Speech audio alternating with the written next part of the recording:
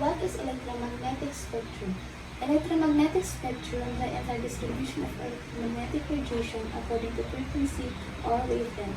Although the electromagnetic waves travel at the speed of light in a vacuum, they do at a wide range of frequencies, wavelengths, and photon energies. Frequency describes how many waves per second a wavelength produces. Wavelength measures the length of an individual's wave in meters. The EM spectrum generally divided into 7 regions in order of decreasing wavelength and increasing energy of frequency. The common designation are radio waves, microwaves, infrared, invisible light, ultraviolet, X-ray, and gamma rays.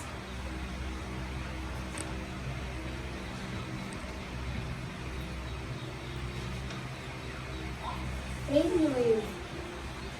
Radio waves are the lowest range of the EM spectrum, with frequencies of up to about 30 billion Hz or 30 GHz, and wavelengths greater than about 10 mm, 0.4 inches.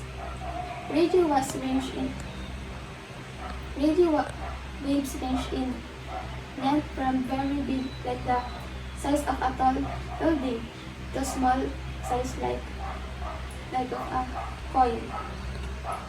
Radio waves used in standard boundaries, broadcast radio, television, and even remote controlled toys. Microwaves.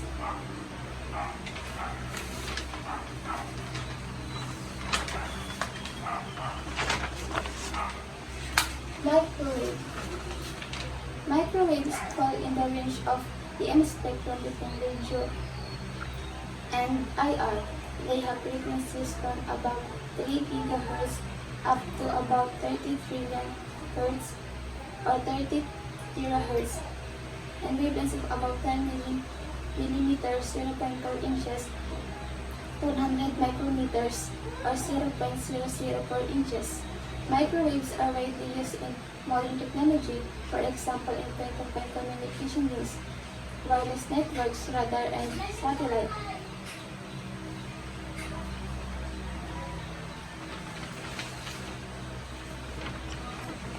Infrared.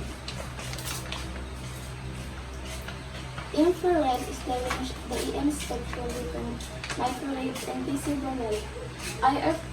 IR frequencies from about 30 THz up to about 40 THz, and wavelengths of about 100 micrometer, 0.004 inches, to 740 nanometers or 0.00003 inches. We have many uses for infrared, like night vision cameras, remote controls, and fiber optic cables. Visible light.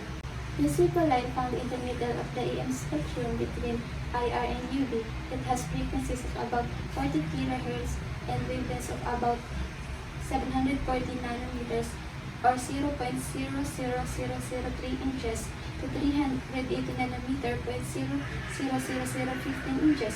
Example of using visible light is the sun. The sun produces visible light, and incandescent light bulbs and neon lights are other examples of visible light that we may see on a regular basis. Visible light is extremely important to humans. We use it to see. Without light, our eyes would not be able to see images or anything. Ultraviolet. Ultraviolet radiation covers the wavelength range of 100 to 400 nanometers, which is a higher frequency and lower wavelength than visible light.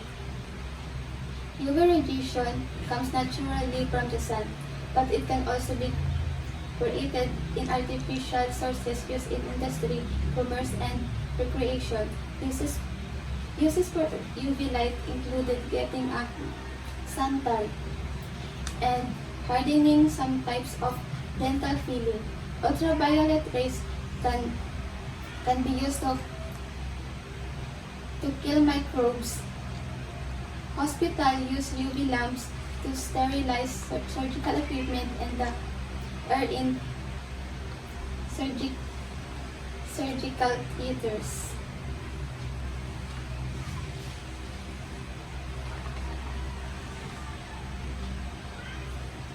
X-ray.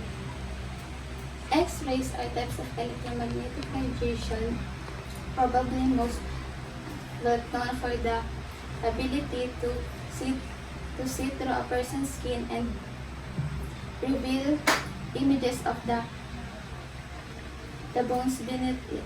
X-rays are roughly classified into soft X-ray and hard X-rays. Soft X-rays have relatively short wavelength of about 10 nanometers. A nanometer is 1 billionth of a meter, and so may fall in the range of the electromagnetic EM spectrum.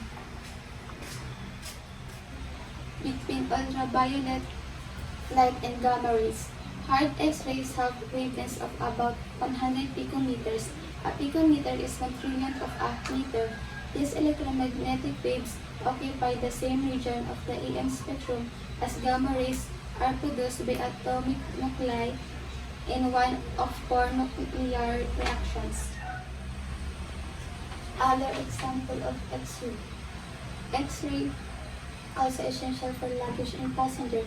Electronic imaging detectors allow for real-time visualization of the content of package and other passenger items. Gamma rays. Gamma rays have the smallest wavelength and the most energy of any other wave in the electromagnetic spectrum. These waves are generated by radioactive atoms and in nuclear explosions. Gamma rays travel to us across vast distances of the universe only to be absorbed by the Earth's atmosphere. Different wavelengths of light penetrate the Earth's atmosphere to different depths. Instruments abroad high-altitude balloons and satellites. The Compton observation provide our only view of the gamma ray sky. The Earth is bombarded by gamma rays all the time, but usually there aren't enough to do any damage to us. A burst of gamma rays from space lasting from a fraction of a second to many minutes.